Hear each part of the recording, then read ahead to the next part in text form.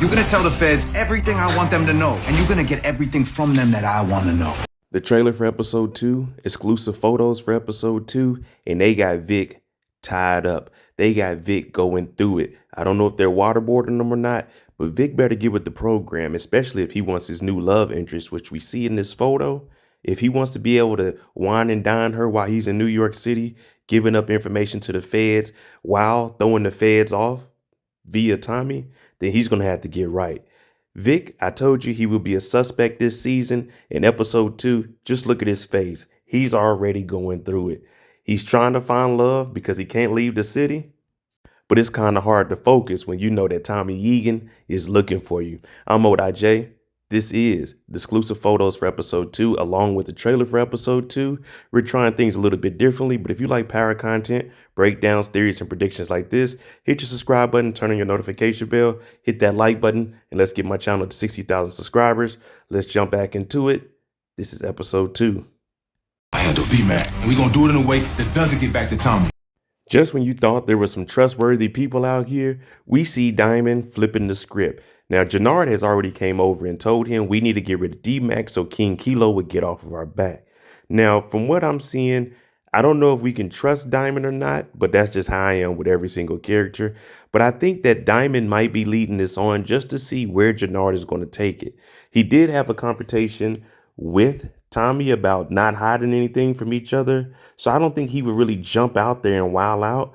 But from the clips that we've been seeing, it does appear that Diamond is, hey, okay, go ahead and do it if Tommy's going to continue to lie to me. But that's the thing there. Tommy hasn't lied to mess up any money or anything besides getting into it with Miguel. So I don't know where Diamond's thought process is on this.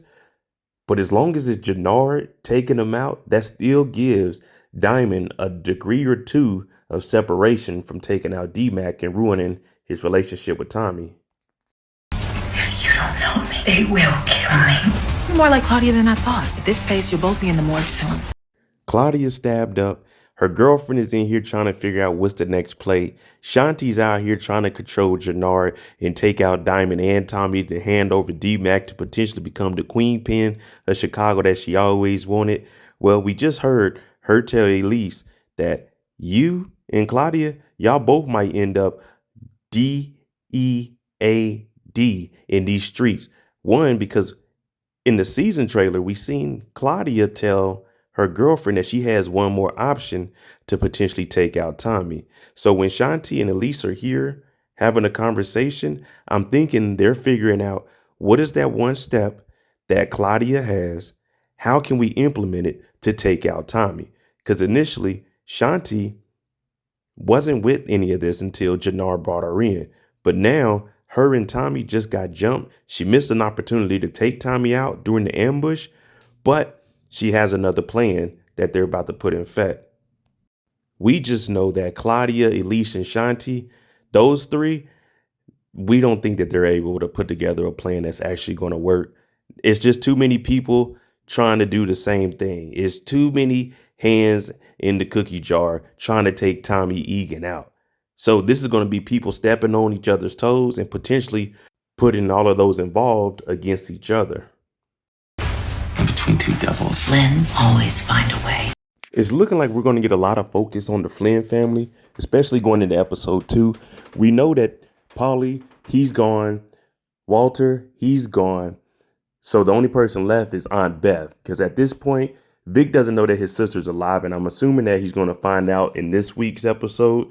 Either Stacy Mark is going to give Vic the heads up, or Claudia gets in touch with him. But nonetheless, he's talking to his auntie, and well, she's the voice of reason right now, but that reason isn't a good reason. She's still sticking to the G code. She's telling Vic, the Flynn family will find a way. Well, it's kind of hard to find a way when you're a confirmed snitch and the people you are working with know you're snitching and have tabs on you. So for Vic, he should have just left the city. He still has an opportunity to leave the city. Will he be leaving behind his family? Yeah, but it's just Claudia and his aunt. And Claudia, she's on borrowed time anyway. So Vic, he has to figure out how to manage moving in Chicago. Everyone has eyes on him. He's going to be low key, but he really can't do anything that he wants to or that he needs to. And the only thing he needs to do is leave the city. So Vic is really just running around in a circle the whole season trying to survive. Whatever side gives him the most help, that's where Vic is going to be at. An opportunist at his finest. But really, this isn't opportunist. This is survivalist. Call your boss. If I do this, I'm a dead man. You 100% that if you don't. At this rate, we're probably going to have a war before season 3 even hits. Now, we see Tommy talking about call your boss. Tommy knows that Miguel is BSing. Now, this gentleman, he probably works for Ortega, and they got to figure out, all right, what's going on? What happened with Claudia? Who sent this hit? What's the business? What's the deal? No one really knows what's going on right now, but if you look in the back at Jenard right now, how he's paying attention to Tommy, kind of in disgust, it's a lot of backstabbing that's going to happen. And the thing about Tommy, we know he's going to walk into some trouble. Tommy really doesn't care about it, but it's trying to get out of that. Tommy having to come up with a plan on the fly, because right now we have 2 potential snakes behind him, and Diamond was supposed to be the most loyal one to him, but that's all out the window with the plan to get D-Mac. Now, there is a clip of Tommy and D-Mac, and we know that D-Mac has been hanging around Jenard, so no plan is really going to be effective until they can get close to Tommy. And that's why I made the video asking, who do we think will get the closest to Tommy to potentially hurt him? And that hurt will probably come through JP. That's because no one's going to be able to actually take out Tommy. So if you can get JP via D-Mac, then that's going to really make Tommy frustrated, flustered, and have no idea what he's going to do next. Plus, he's still trying to prove himself to Che, so he actually needs CBI, Diamond and Jenard. Remember, Tommy doesn't have a crew. Tommy has his brother and his nephew. That's it. But we can't trust Diamond at this point. We know we can't trust Jenard. This ends up putting a lot of weight on Tommy's shoulder because, let's be honest, Jenard ain't making no connects to move no work. Diamond is just following around Tommy at this point, wondering why he's messing with Mireya. The Albanians, they not giving up no product. They not trying to buy anything from Tommy, which I think they'll be able to double back on by putting a dent into Miguel's operation or potentially stepping on what Ortega has, because we have to see who this gentleman is that they told him to call his boss. But at this point, anything can happen in Force. We're going to have some explosions this week. We got D-Mac back in the fold. Tommy has to watch his back from every single angle. Claudia, Vic, they're all about to get back together and have their Brady Bunch family reunion.